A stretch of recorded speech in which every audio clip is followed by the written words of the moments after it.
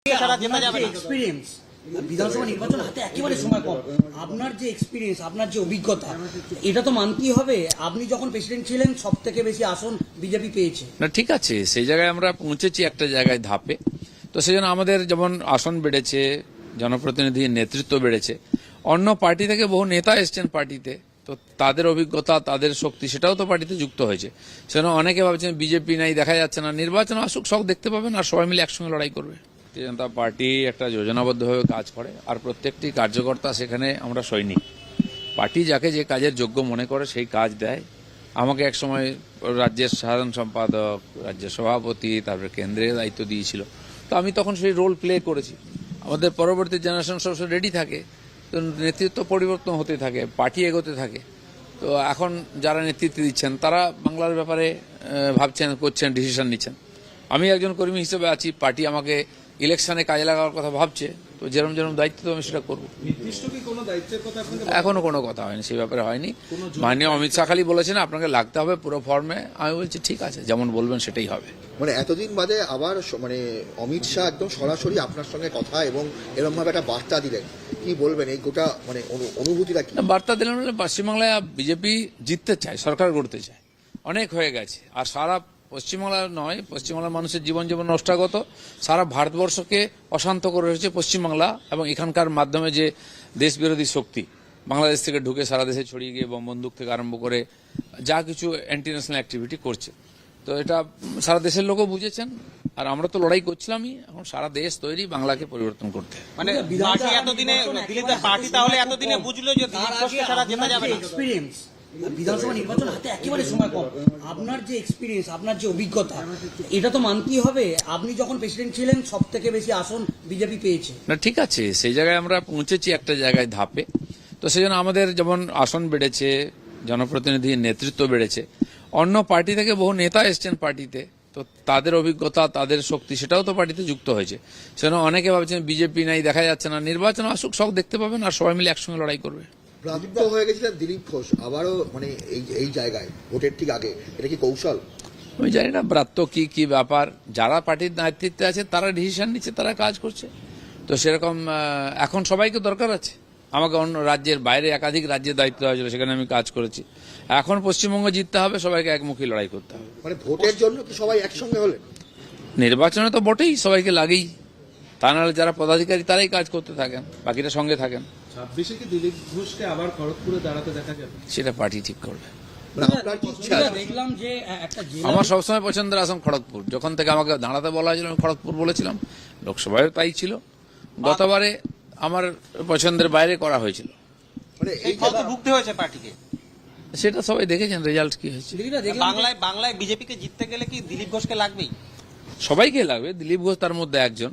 আমার মতো লক্ষ লক্ষ কর্মী আছেন যারা পরিশ্রম করে, কষ্ট করে, মার খেয়েছেন, জেল কেটেছেন, তাদের ফল আজকে বিজেপির এই প্রধান বিরোধী দল হয়েছে। দেখলাম পার্টির তরফ থেকে একটা তালিকা তৈরি করা হয়েছে জেলা ওয়াইজ প্রচারে, এবং সেখানে আপনারও শিডিউল দেখা যাচ্ছে। তাহলে কি আপনি আবার কাল থেকে জেলা ওয়াইজ পার্টি? আমাকে কিছু বলা হয়নি। আমি মাননীয় রাজ্য সভাপতির সঙ্গে দেখা করতে এসেছি আজকে, বসে একটু কথা বলবো, উনি কি চাইছেন আমার কাছ থেকে। তারপরে তারা যে শিডিউল দেবেন সেটা আমি ফলো করব। আপনার দল আপনাকে এতদিন ধরে সেইভাবে কাজে লাগায়নি, হঠাৎ করে ভোটের আগেই এটা কি স্বার্থের জন্যই করা হচ্ছে? লাগাইনি, লাগাবার সুযোগ ছিল না। আমাকে সর্বভারতীয় দায়িত্ব দিয়েছিল, আমি অন্য রাজ্যে গেছি, 5-6টা রাজ্যে গিয়ে বুক সশক্তিকরণের কাজ করেছি। আর লাস্ট যে লোকসভা নির্বাচন হয়েছে সেখানে আমি প্রার্থী ছিলাম। তো গত 1-1.5 বছর ধরে আর যে সংগঠন চলেছে, বিভিন্ন রকম সাংগঠনিক কাজ, নির্বাচন ইত্যাদি নিয়ে চলেছে, তখন আমার ভূমিকা তাতে কিছু ছিল না, কারণ আমি তো এখানকার রাজ্যের পদাধিকারী নই। তো সর্বভারতীয় স্তরে দায়িত্ব ছিল বলে সর্বভারতীয় নেতারা আমার সম্বন্ধে ভেবেছেন, তারা বলেছেন, এখন শুরু হবে। আমি জানি না কে সমন্বয়ের কথা বলছে। এখন পার্টির যা চেহারা আপনি আসার পর, তাতে মনে হচ্ছে তৃণমূলের সঙ্গে লড়াই করবার জন্য বিজেপির ক্ষেত্র প্রস্তুত হয়েছে এই বাংলায়। বিজেপি একমাত্র রাস্তা, দ্বিতীয় কোনো বিকল্প নেই পশ্চিমবাংলায় তৃণমূলের বিরুদ্ধে। আর সেটা মানুষই ঠিক করে দিয়েছেন আমাদের প্রধান বিরোধী দল করে। হ্যাঁ, গতবার আমরা সরকার গঠন করতে পারিনি, কিন্তু যথেষ্ট ভালো ফল, ঐতিহাসিক ফল করেছি। গত 30-40 বছরে এত বিরোধী শক্তি হিসাবে কোন পার্টি ছিল? বিজেপিগুলোকে একবারে ক্লিন চিট দিয়েছে, তোমরাই আগামী দিনে আছো। হ্যাঁ, এবার আমাদের দায়িত্ব কেন্দ্র, রাজ্য, বুথ স্তর পর্যন্ত সমস্ত কর্মীরা মিলে পশ্চিমবাংলার মানুষের স্বপ্নকে সফল করা। দিলীপ ঘোষকে বিভিন্ন রকম ভাবে কোণঠাসা করার চেষ্টা হয়েছিল দলের ভেতরে, দলের বাইরেও। এবারও দিলীপ ঘোষকে তো এটাই তো রাজনীতি, কোণঠাসা করা, কাউকে বেশি সুযোগ দেওয়া, কম দেওয়া। তো যদি সে যোগ্য থাকে রাজনীতি করার মতো, প্রত্যেক নেতার জীবনে এরকম পরিস্থিতি আসে, তো সেটা আমি আমার মতো লড়াই করেছি। আমি ধৈর্যের সঙ্গে ছিলাম পার্টির কাজ করার জন্য, যে পরিবর্তন করতে হবে। তো পার্টি যদি মনে করে আমার উপযোগিতা আছে, প্রয়োজন আছে, আমাকে কাজ দেবে পার্টি। দিলীপ ভাই, আপনার ইম্পর্টেন্স কোথাও না কোথাও কর্মীরা তারা একটা প্রেশার তৈরি করেছেন, দল বাধ্য হয়েছে, আপনি কি মনে করেন? আমি জানি না কে প্রেশার তৈরি করেছে। আমার কেন্দ্রীয় নেতৃত্বের উপরে ভরসা ছিল যে আমি পার্টির কাজ করেছি, যে কাজ আমাকে দেওয়া হয়েছে আমি আমার পুরো শরীর মন বুদ্ধি দিয়ে কাজ করেছি, সাফল্য এসছে। তো যখন আমাকে প্রয়োজন হবে তারা আমাকে ডেকে নেবেন। অমিত শাহ যে লক্ষ্যমাত্রা দিয়েছেন 2/3, সেটা কি লক্ষ্যমাত্রা সবসময় বড়ই থাকে, আর তবে কি আমরা বেশি পরিশ্রম করি, আর সেটাই হবে এবারে। দিলীপ দা, 26-এ ক্ষমতা দখল কি সম্ভব এখনো পর্যন্ত যা সংগঠনের অবস্থা? এই মুহূর্তে? অসম্ভব কি আছে পৃথিবীতে? ত্রিপুরাতে কোনোদিন আমাদের এমএলএ জিতেনি, ডাইরেক্ট ক্ষমতায় এসেছি। আমাদের পাশে উড়িষ্যায় হামাগুড়ি দিতে আজকে আমরা ক্ষমতায় এসেছি। রাজনীতির পরিবর্তন 1 মাসের মধ্যে হয়ে যাবে। এর আগে গত 1-1.5 বছর ধরে পশ্চিমবাংলায় যে পরিস্থিতি চলেছে, সাধারণ মানুষ যেভাবে ক্ষোভ বিক্ষোভ দেখিয়েছেন, তারা বুঝিয়ে দিয়েছেন এই সরকারের সঙ্গে তারা খুশি নন, তারা পরিবর্তন চান। সুযোগটা বিজেপি নিচ্ছে। এদের সঙ্গে সংঘাত বলা হয় রাজনৈতিক মহল বলেন দলের মধ্যে। সবাই কি আপনারা একসাথে আবার ভোটের ময়দানে? আমি জানি না কার সঙ্গে কি সংঘাত, আমার সঙ্গে কারো কোনো সংঘাত নয়। আমার তো লড়াই টিএমসির সঙ্গে। দাদা, লাস্ট প্রশ্ন, প্রাসঙ্গিক হয়ে দিলীপ ঘোষের আগামী দিনের লক্ষ্য কি? বিজেপিকে জিতিয়ে ক্ষমতায় আনা পশ্চিমবাংলায়, এটাই আমাদের কাছে মিশন। আর আমি 10 বছর ধরে এটা নিয়ে কাজ করছি। থ্যাংক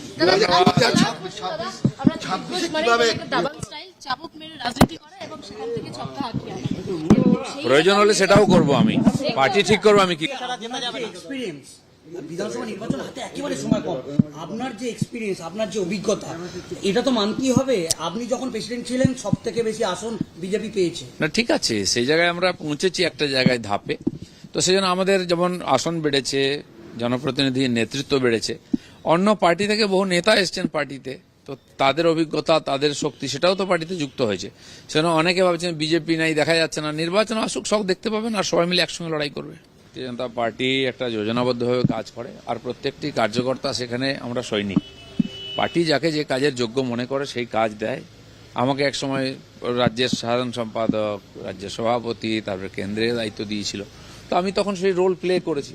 আমাদের পরবর্তী জেনারেশন সবসময় রেডি থাকে, তো নেতৃত্ব পরিবর্তন হতে থাকে, পার্টি এগোতে থাকে। তো এখন যারা নেতৃত্ব দিচ্ছেন তারা বাংলার ব্যাপারে ভাবছেন, করছেন, ডিসিশন নিচ্ছেন। আমি একজন কর্মী হিসেবে আছি, পার্টি আমাকে ইলেকশনে কাজে লাগার কথা ভাবছে, তো যেরকম যেরকম দায়িত্ব তো আমি সেটা করবো। নির্দিষ্ট কি কোনো দায়িত্বের কথা আপনাকে এখনো কোনো কথা হয়নি, সেই ব্যাপারে হয়নি। মাননীয় অমিত শাহ খালি বলেছেন আপনাকে লাগতে হবে পুরো ফর্মে। আমি বলছি ঠিক আছে, যেমন বলবেন সেটাই হবে। মানে এতদিন বাদে আবার মানে অমিত শাহ একদম সরাসরি আপনার সঙ্গে কথা এবং এরকম ভাবে একটা বার্তা দিলেন, কি বলবেন এই গোটা